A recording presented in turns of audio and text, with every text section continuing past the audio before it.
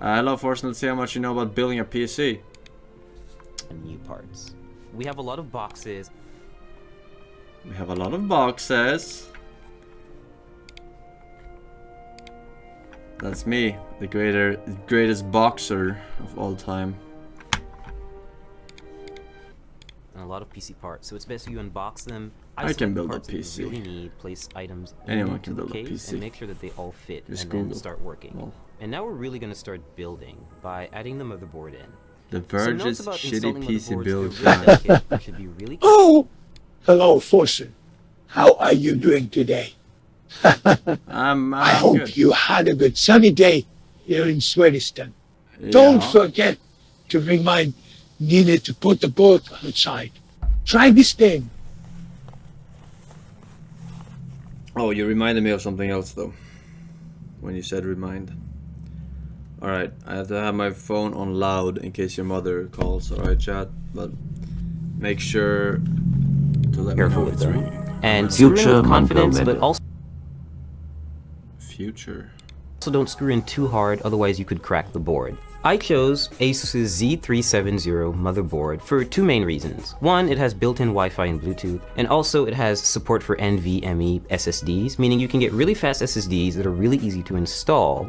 Pay close attention to the brace that goes at part is the annoying. back of the computer. You always have to make sure that you really hammer it in, because there's no screw. It really just has to go outside of the case and clasp onto the frame. How have they not gotten And this is very made this important better yet? because otherwise you can't align the motherboard correctly with the holes. We're just going to start installing all 8 screws.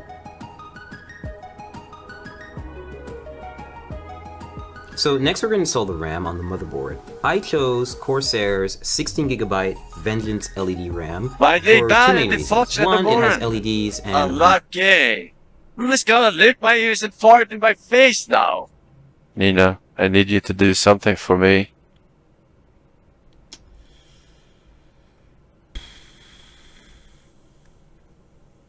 do like lights in our gaming desktops.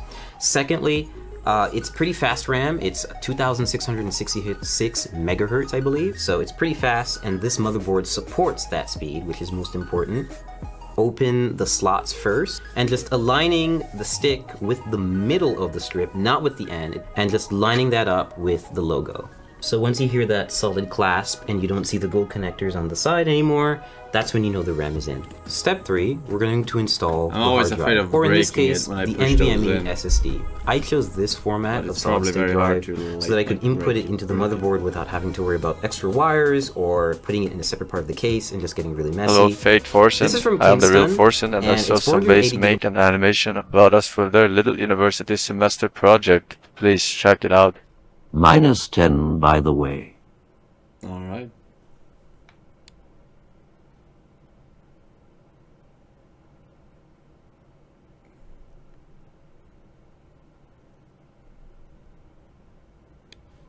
Gigabytes, so it's not a lot, but you can always upgrade this and swap it out, and it's only held down by one screw and the latch, so it's really simple and really I don't get it. Speed What for does gaming this is mean? What is this important when it video? comes to a Is hard it drive. is it You want bad at files to building write quickly, PCs and you want or games to load quickly, so that's why it's best if you're Verge's using shitty SSD. PC build, guys? Okay, so step 4, we're going to install the graphics card. I chose Yes. PNY's GTX 1080, which is overclocked, and so it's a pretty easy installation. You're just going to find the gold connectors, and you're going to line this bracket with the back end bracket of your I PC can't case. tell what it's doing Now, wrong, except which for when they put the lane RAM you pieces, choose you're supposed to do it every other or something. depends entirely on what other parts you're going to put in the system.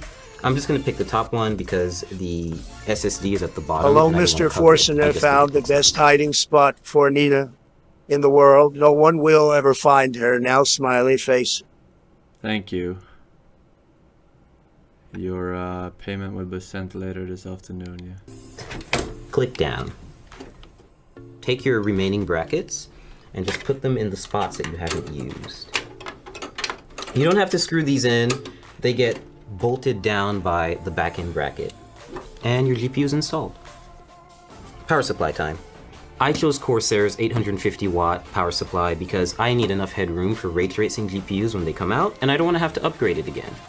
So all you have to do is take the brick and make sure that you align it with these little insulating pads so that the power supply doesn't short circuit and come into contact with the rest of the system. So just take it in slide it in nice and easy until you have a snug fit, and then shift it to the back and make sure it's right up against the frame. I mean, this is probably way Now, funnier just take if the you required know a screws lot and about tighten computers, and but to screw me it it's in. just like, So alright, next step, we're going to install the PC. CPU cooler. In this case, it's going to go on the top end of the case, and we're just going to have the hose hang out for a little while until we install the processor, which is going to come a little later. Always be sure to try to place it in the system first before you install it, because you can see it takes up a lot of space. But in this case, no pun intended, it fits in perfectly, and we're gonna start screwing it in. And so there's nothing special about this screwing in process. They're just really long screws because they go through the entire frame of the cooler. Always and they intend the take forever. puns, even if you didn't. So Rookie next up, mistake. cables. Every power supply is going to come with a big bag of Velcro cables. It's kind of daunting at first, so you always have to find the ones that are going to fit. In this case, you need to match those cables with the correct descriptions on the power supply. Next step is we're connecting the power supply to the motherboard with a 24-pin cable. We're just matching that cable from the motherboard, threading it through the back, and attaching the 24-pin header to the power supply so that we can have one of the connections complete. The next few additions will be for the GPU, for any specific ports that the case has, for any lighting that the case has, the CPU cooler, anything else really. We're installing the CPU, the heart of the computer or the brain. My fellow depending on how you look Americans, at do it. you listen to So yet? to do this, we're just All gonna you remove fucking New the- Age zoners, hippie, social justice warriors. BLM matters, just shut the fuck up and stop complaining everything was fine. My God, now Twitch TV is getting out of control. Trump 2024. plastic covering that they put on the motherboard. Amen, bro. We're just gonna take this little plastic part out. We'll just toss that out of here. And now we have an exposed CPU holder, or rather slot, on the motherboard. And we're gonna use the CPU applicator. This is a special little part that not everyone may get, but this motherboard that we got from ASUS definitely does have. It's called a CPU installation tool. Is he also It makes it really mispronouncing useful it if you on want to purpose? install a Core i7 hexa-core CPU. Yeah, we've got one, and it's an 8th generation chip, and it's ready to go, and it supports overclocking. So what having this little installer does for you is it's That's how you basically a pronounce brace it? that you can Jesus. apply Is it a right to the fucking Greek god or what? and light it up that with how the you pronounce triangles it? that you'll see on the It's bottom Asus. left corners. And this will make it easier for us to apply it to the motherboard, and then apply thermal paste, and then apply a CPU cooler on top. And we're just going to carefully lean it down into the system and make sure that everything lines up, and we're going to clasp down on it, and we'll be good to go. So we're about to apply thermal paste to the CPU. Every CPU cooler actually comes with a bit of thermal paste already neatly applied in a circle around it, but it's usually not enough. It's good, essentially PC building practice to have a little bit extra and They layer said, it on top of the CPU. I think there is a burning The final smell you version have is to check out. Now that Civ is gone. Chat. Fucking help me! That is not Forsen.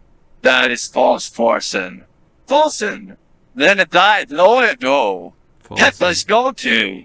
Help!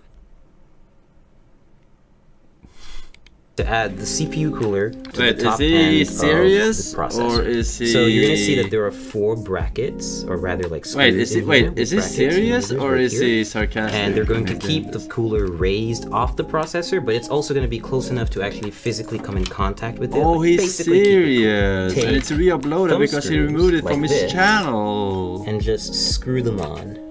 Oh, that's why it's So now that funny. our internals are done, we're going to put all the panels back on, which is the top glass, side glass, front glass, and of course the back panel that's where why it's all this fun funny. stuff is happening. So we fully built the PC, everything's put together, and we got to the post screen.